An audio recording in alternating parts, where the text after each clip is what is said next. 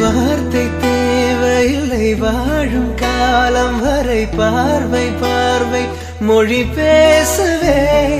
நேற்று தேவையில்லை நாளை தேவையில்லை இன்று இந்த நொடி போதுமே. வேறென்று வித என்று விண்தூவும் மழை என்ற இதயன்ன இவள் தோட்டம் பூ பூக்குதே.